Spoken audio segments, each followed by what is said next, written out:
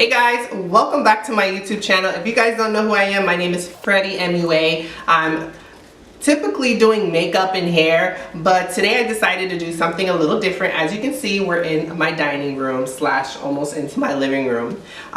Me and my husband actually bought our home, so that's why I haven't really been uploading any videos. Sorry if you hear the little clicking noise. Those are my dogs, their collars.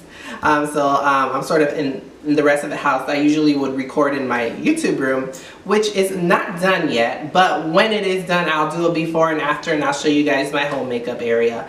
But as for this video, as you guys can see on the title, I went ahead and redid a china cabinet. I was super inspired by Pinterest. I'm into this whole farmhouse look that I have going on. So I feel like the only piece that I'm missing is something to put or display all my china or all my dishes and stuff. I actually decided to do this theme because I felt like it was something that I can do hands-on. I feel like it's something that I was able to put my stamp into, but yet still have that classic chic farmhouse look, if that makes sense.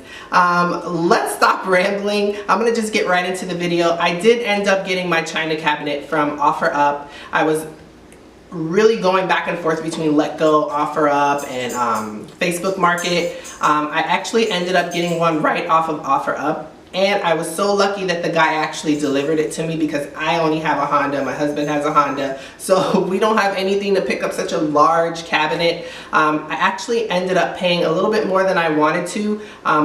Definitely check out the app and I'll show you guys me doing it on the side screen. All you do is type in what you want. Like in this case, I put in china cabinet and it gave you a list of them, a whole bunch load. One thing I am going to warn you is that to measure the space that you want and ask for the measurements before you buy it. Especially if they're going to deliver it to you and you haven't seen it, you want to make sure it's going to fit into your area. Well, enough rambling. I'm going to go ahead and show you guys a few before photos, and then I'll show you guys an after video, and then I'll get into actually how I did it. I hope these videos you guys like. Please leave that down below if you guys like it, because I do have other projects going on. So if you guys want to see more of these videos, please leave that down below. Until next time, I hope you guys enjoyed it. Bye. Alright guys, so I just wanted to go ahead and share with you guys the cost of one of these purchased brand new. They can range from almost $600 to almost $1,600. I found that to be super crazy. So I went to my local Home Depot and I picked up all the stuff that I needed. I picked up some chalk paint, some wax, some special brushes.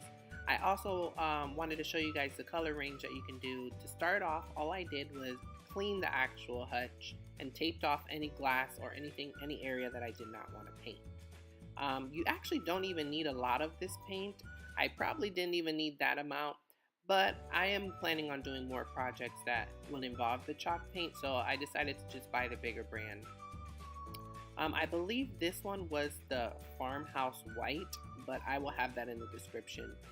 As you can see, when you're painting it, it's gonna be very streaky.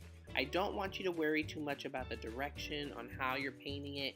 Just paint the thing, get the first coat on. You don't have to worry about sanding or priming or anything. Just go straight into the painting. I am going to give you a close-up picture of what the actual hutch looks like on its first coat. You're going to see it looks very streaky, and that's okay. That's normal. That's just me showing you how much paint I've used. I barely put a dent in it. But here's a picture of the actual streaks. Now that alarms me, but I was determined, so I did another coat, and this would be me doing another coat. This is day 2, obviously, outfit change. I've also learned that if you wet your brush and you wetting the paint or wetting the actual brush as you paint, it actually covers more, believe it or not. So you'll see it as I get closer to the front, how wetting the brush and, well, dipping it into the paint and then wetting the brush makes it look a lot more full coverage. And you'll see it on the bottom as I do it. Yeah, as you can see there, you see how it's sort of covered it, and that's only on its second coat. I decided to go ahead and do 3 coats of it You could definitely do more. This is me distressing it because I figured I wanted it to look a little bit more rustic.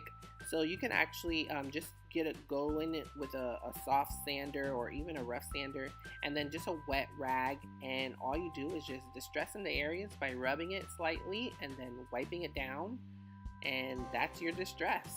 It's that simple, guys. You just want to get to the corners or any kind of rounded points. Those are the areas that you want to distress. The most important thing about chalk paint is definitely the wax part. As you can see, I just got the clear wax. I wanted to keep it white. And all you do basically, and I'm using the wax brush, you could definitely just use a rag or an old t-shirt, and all you do is just brush the wax on. You leave it for a couple of hours and then you just buff it off. It's that simple. I want to show you guys a little clip of me dressing it up. So stay tuned to the very end. I hope you guys like the video, and I hope you guys take on a project just like this.